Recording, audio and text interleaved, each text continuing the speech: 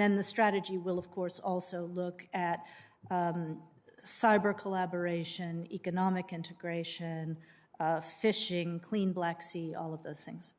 Thank you. Senator Johnson. Hey, Mr. Chairman, Undersecretary Nuland, welcome. I've done a fair amount of negotiating in my private sector life.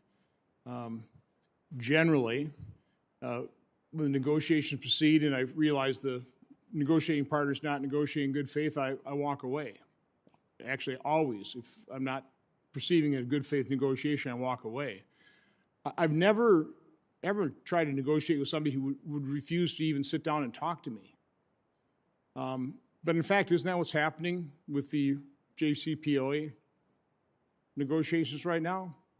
Iran refuses to meet with our negotiators?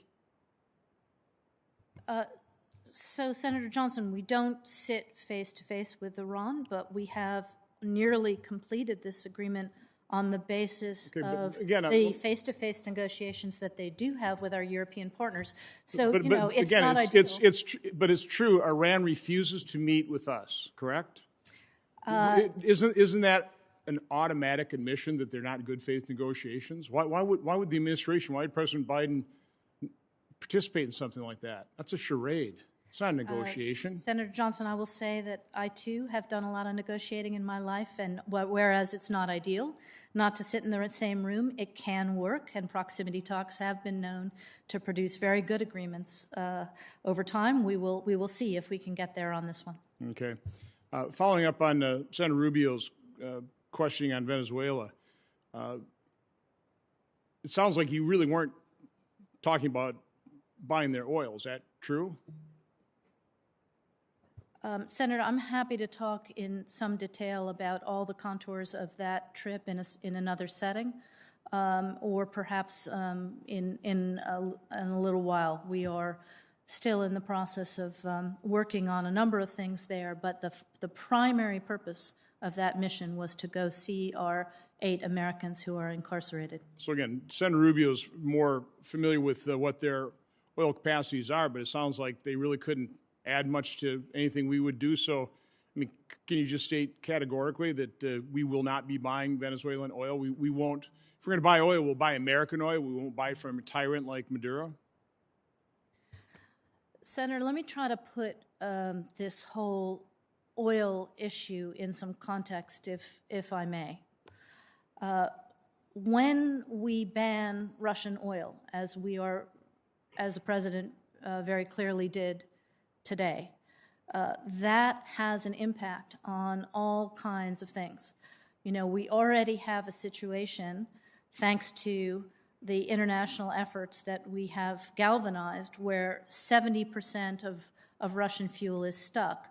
But the particular kind of Russian fuel that the U.S. imports, or had been importing, was heavy fuel. And that is only produced in a couple of countries around the world. So whereas we want to ban Russian oil, we also need to find a way, if we do not want to have major economic impacts as a result of this war and this squeeze on oil around the world, we have to find a way to get more capacity into the system. So again, you're not ruling out buying oil from the tyrant Maduro in Venezuela. You're not ruling that out. I will come back to you on that question. Okay. We have seen some protests in Russia. It seems like they're being suppressed pretty effectively. People are being jailed. What information are those individuals getting? How are they getting it? And what is the U.S. doing to make sure that the Russian people get more of the truth and less Russian propaganda? Well, again, President Putin is scared of what we were already doing, so scared that he had to choke off the rest of what was left of the free press in Russia. But as I mentioned to Senator Shaheen, we and our allies have broad and deep relationships with lots of Russian journalists and lots of Russian brave influencers operating outside of Russia, who are able to push their information into Russia by various means. We also have RFERL, which, though it has been Close Down in Russia has a relatively sizable listenership and viewership through the web, through the internet, which the President Putin has not yet closed down in Russia. So we're working on lots of different ways to try to get truth into Russia.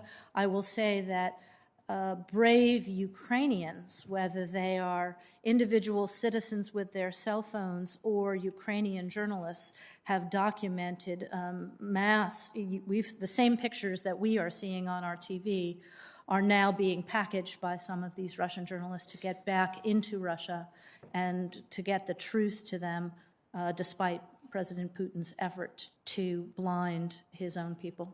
I hope part of the truth we're going to be broadcasting to Russia is just how much of the oligarchs Putin has stolen from the Russian people. I hope as we confiscate that wealth, which I hope we do, I hope we lay it out for the Russian people.